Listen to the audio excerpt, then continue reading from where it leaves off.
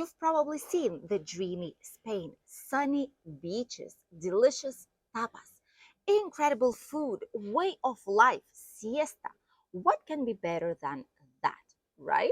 But is that still the real Spain in 2025? Today, we are unlocking the difficult question. Is Spain really getting worse? Or if there's still quite a bit of hope and the life here is as incredible as it always has been? The real struggles that foreigners face. Let's start from the obvious. Moving to Spain is not a fantasy anymore, it is a huge reality for many families coming from US, Canada, France, Latin America, Asian countries, from everywhere in the world. And this is a big reality for them. The endless paperwork, the bureaucracy, the waiting times, and much, much more. This is the worst nightmare for many people who are coming here to Spain, especially those who do not know how things work, those who do not know which kind of papers they need to prepare for specific procedures. And people are just basically crashing into the reality so fast with it. The good thing is that obviously you have us in case you're planning on moving to Spain and relocating to Spain soon, or maybe in the future too. We will be able to help you out with all the services that you need, with all the procedures that need to be done. As on our official website, you can see everything that we offer, and this is a full pack for you to relax and be slightly less stressed about all this giant change that is waiting for you guys.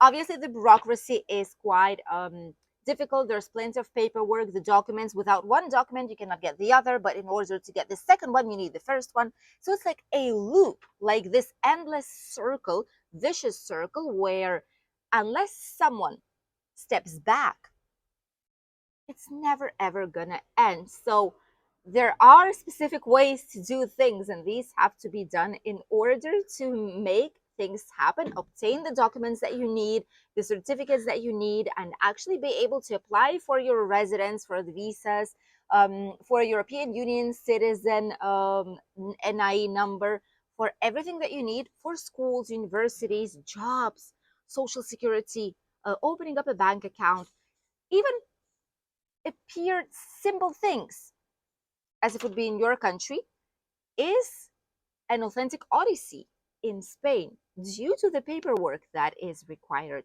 to complete it. Public healthcare in Spain, obviously, it is still great. The attention in the public healthcare is top notch. A lot of the times, when more than 75% of us locals here, citizens, agree with this. However, the issue is the wait that you have to do before you actually get there, which is why a lot of us have a private security, private health insurance, complete one a lot of the times, or with a small co-payment. But if you need it for visa purposes, you need a complete one without any kind of co-payment and any kind of limitations at all. And this is what even us locals use on a daily basis, because we do not want to wait months to go to the specialist. We do not want to go to the general doctor before they actually send us to the specialist. If we know what is it all about, if it's traumatologist, if it's endocrinologist, if it's digestive specialist, intern medicine, whatever it is, whatever part of the body is, we go directly there and we don't waste our time. So this has been a problem forever. It didn't change to the worse, to the better side or to the worse side. It remains exactly the same as it was. So saying that Spain is worse because of that would not be entirely correct. This is something that's been happening. A lot of doctors are retiring right now, but the new generations, there's less doctors and there's not enough for the growing population and growing amount of citizens and residents, legal residents in Spain. Thus, it is an issue, but it's been here for a while, which is why many areas are offering contracts for international doctors, for people coming from abroad with their international diplomas. While they are still approving the diplomas, they are starting to work because there is a big need of these types of specialists. And they also need to improve the work conditions for those, by the way. Probably with this, a lot of the problems will already be solved, because many Spanish doctors and nurses actually go abroad to work because there's higher salaries and they're able to save up some money to come back later on to their homeland and maybe purchase a property or open up some kind of a business or continue working here, but at least they've built some kind of a capital by then. And the last part would be getting appointments for immigration, for residency, for the town hall. For us who specialize in these types of services, it is very easy. We know it step by step with closed eyes. But for those who are coming from a different country where procedures are slightly different, maybe it is a nightmare. You don't know where to start, and people don't usually speak English very well, with some exceptions, obviously. But many people, they speak very basic English there. They have to speak Spanish and Valencian, but other languages are just a plus, just a bonus. And it is not necessary as per se. It is not required in their job. Thus, a lot of the times people are coming from abroad, that you have to get a translator to go, and also there's long waiting lists even to get your appointment for the padron, which is the registration of your Spanish address, for the residency, for the national police. Oh, it's an endless circle, and the waits are so long, but there are ways to get them quicker with the proper planning, knowing when the appointments are published. This is why we help all our clients to get these appointments. We get them for them, actually. We fill up all the paperwork, all the forms, in order to make it as easy for you as possible. But a lot of the times I get why these procedures can be quite overwhelming. And these are not the only struggles. Housing and the cost of living crisis. Many people say like it's something horrendous, like it's a disaster, the end of the world. However, it's not as bad as it might seem. The main issue here is that the market, the prices for rent and for sale somehow are adapting towards what people are paying. And there are plenty of people from abroad that are coming to Spain, they're relocating, retiring in Spain, they're bringing up their businesses here, their families, to build a new future, a better future, right? And these people are coming with some capital, with some money that they have, or from the properties they've sold back in their home country, and people can afford these places to live. And a lot of the times they say it's even cheap. Comparing with the US or Canada, for example, rentals are still very cheap comparing to those prices. And locals, on contrary, can barely afford it, depending on the area. Obviously, there's some cheap areas in Spain still, so don't think that everything is expensive. That's not the case whatsoever.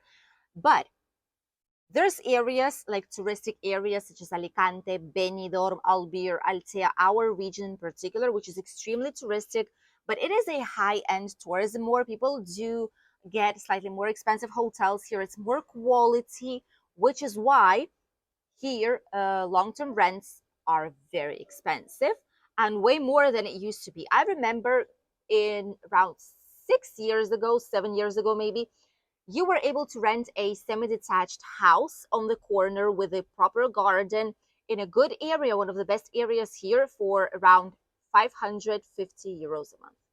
Now this same house costs 1,500. It's almost 3 times what it used to cost. And with apartments, it's exactly the same thing. And the issue is that there's none of them for a long-term yearly rent. They're only from September to June. And where do people go? No one knows. But that is what is going on. And the property purchase prices, the selling prices are exactly the same as happening. There are people who can afford these. So while there are people on the market who will be willing to pay this price, prices will not go down. And there will be people who are willing to pay for it, even if it's from abroad or from big cities like Madrid, Barcelona, Valencia, Malaga, Marbella even. There's always going to be people who will be able to afford it. So prices will be as they are right now. One of the main struggles with housing is also to find a property before you arrive to Spain, because a lot of people think, I cannot believe I've been contacting with real estate companies, I've been calling them, I've been sending them emails, messages through the portals of property search. No one is getting back to me. And when they are, they do not agree, or they say it's already been gone for days. And it is a reality. It is true. When people are abroad, it is extremely difficult. It's almost impossible to get a property here, unless it's for purchase. But even so, it is difficult to get to the agents. which is why one of our main services, star services, is a property search, which is why we do it all for yourselves. We search properties according to your characteristics and desires and wishes. We contact with the property owners. We organize everything. If it's for a long-term rent, you will already have your house pre-booked for you, your brand new home in Spain before your arrival. And once you arrive here, you just pick up the keys and install. Easy and way less stressful, especially if you travel with kids or even on your own. Having a home where to go in Spain is a very important part, and it makes it way easier to start your life here in Spain. And the same with property purchase. We can prepare everything and you can purchase it within just a couple of days after your arrival. Sounds really good, huh? People also talk about inflation, about different increase in cost, and that is obviously true. However, it is happening in every single country. Let's not forget that Spain is not the only country in the world, and there's plenty of other countries where everywhere there is inflation. Inflation's been here always, always. However, we were not talking about it. It's not being published anywhere. It wasn't something that we were tracking down monthly. Until when pandemics happened. That is when we started to actively track it. That is when in the news, everywhere in the television, people started to say, oh, inflation, inflation, inflation. It's been here always. It's just that it's always until like 2%. That is a healthy inflation in European Union. It means that it's under control. If it's less or more or less around 2%, which is what is happening in Spain and in some other countries. This is a healthy inflation. It is not good because during pandemics prices have risen so much that there is imbalance between the salaries and the pricing. However, it is not impossible. There's local markets to buy food, very nice, fresh, and quite cheap fruit, vegetables, different meats, fish by local farmers, eggs. There's plenty of things here, and it is cheaper than in a lot of countries. That is for sure. Especially US and Canada, it's way cheaper here, trust me. As well as the housing, the cars, the insurances. It is way cheaper. That is why so many families from those countries are coming here to Spain to settle in. Obviously, if you're coming from European Union country, you might feel like it's similar, slightly less, maybe slightly more. So it's not such a big contrast, but it happens everywhere. Prices do rise everywhere. The truth is that in Spain, salaries are not as big, but it was adjusted more or less to the cost of living. So you could easily afford a rent with like €1,000 salary. You could afford easily rent. You could afford groceries and everything that you needed, especially if it's two of you working in one household. Now it's way more difficult, but if you don't spend too much, if you don't go anywhere partying, if you don't go to bars or restaurants, you're able to live. You're able to live perfectly fine, especially because the food here is very good and it is still not as expensive as it is in many other places. So, not everything is lost in our country of Spain. And here comes the big question. So, who should still move to Spain? Obviously, any person that would want to do so, but being serious, there's two different types of people who are moving to Spain, and that has to be addressed. There's people who maintain the income from their home country, and they have this home country income. They receive the money from there, the salaries are high, but they live in Spain, which makes their cost of living way lower. So they live an incredible life. They're able to travel, they're able to get a very nice home here and just enjoy the life as they wanted to do previously. But there's other type of families who are coming here in search of better life as well, but they will not be having any kind of income from abroad. They don't have huge savings. Maybe they have just enough to settle down, to pay for maybe first year's rent, for food, transport, basic expense. But they are planning to find a job here. In this case, it is still possible. It is slightly more difficult, but in this case, what you will need to know is that salaries here are not as big as in some countries, might be like Canada or US. Once again, that is like a perfect example of salary difference. But also the cost of living is less. So if you do things wisely, if you do not spend like crazy on shopping and things and going out to eat a lot, grabbing drinks like coffees to go nonstop, etc., you will still be able to survive if it's both of you working in the household. And especially those jobs that do need university degree, um, those who that require diplomas, some more knowledge of the job, these are quite well paid. And even those who don't require some high end diplomas and like very, very exclusive professions, some of those also are quite highly paid, unless it's tourism, which is when it's not usually the case. Unless you work 10 hours a day, which is when you'll be making around 1,700 euros a month. But overall, salaries will be slightly lower, but the quality of life, the food, fresh fruit and vegetables throughout the whole year, so, so much of sunshine, always long days, nice temperatures. People are happier here because there's a lot of sun here, blue skies, many plants, trees, palm trees, flowers blossoming a whole year long. It's it makes a difference when you live in a place like this, where it's not gloomy, where it's not raining every single day, where there's some green, some colors to your life.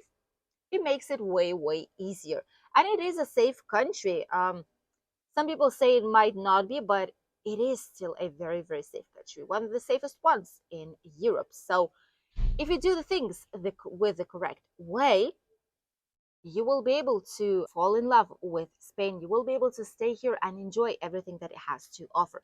Be prepared for some strange things that you will not ever understand, but it is how it is. It is traditional in Spain. It is what the country has.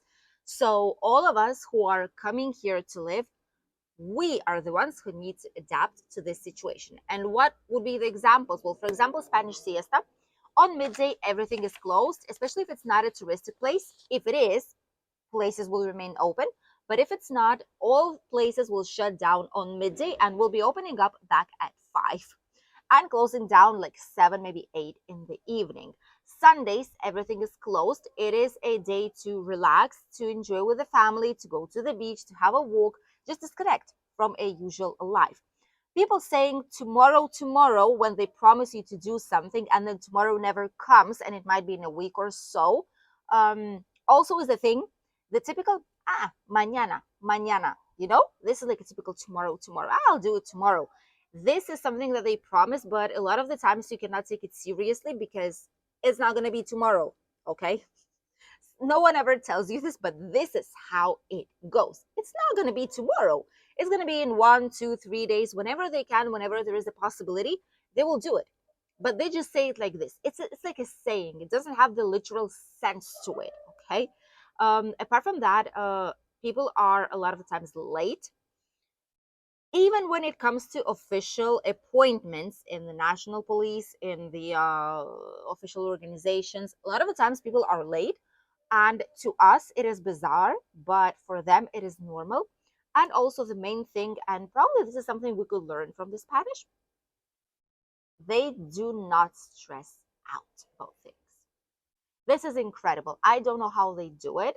I guess it's just the part of how the culture is, but there's some exceptions. Obviously, you always see Karens yelling on the street, but overall, the nation, they do not stress out about things, which is incredible. I admire it deeply. Um, Someone's crossing in front of them on the road. Someone's blocking the way, and they're just waiting patiently without even beeping on their car. Nothing. Um, Something happens. Oh yeah. Well, what will we do about it? It's just this way of life where they are slower, like paced. They don't stress about some unnecessary things that we, us who came here, we do stress about it still. We try to learn and we adapt after some time, but it is not that easy. But it is a good feature that a lot of us could learn, not to stress so much about things. So Spain has some great things, but as every other country, it does have pros and cons. That's how it always has been. It is not a bad country to come, and you can still come to Spain. But the most important thing that you should know, I guess, from this video is that you have to plan, you have to organize, you have to investigate about the place where you're going, how much money do you need, how to start, where to go, which documents do you need. All of this has to be known before you make a decision. Okay, this is the most important thing that you need to understand. Only by this you will be less stressed out. You will organize efficiently and effectively, and you will be able to retire in Spain, relocate to Spain, start a new life with slightly less stress. And trust me, it is really, really worth it. Don't forget that if you're planning on doing so and you need help with any of those things, feel free to contact us by our email down below. We also have a WhatsApp number that is widely used in Spain, and an official website where you can check everything that we offer, and also send us a contact form from the website directly, or book an appointment with us at our EA Migration Consulting Company. Thank you for accompanying us in today's video. I hope it was useful, and we will see you in a brand new video here on upcoming Tuesday. Don't forget to subscribe if you're still not. Goodbye.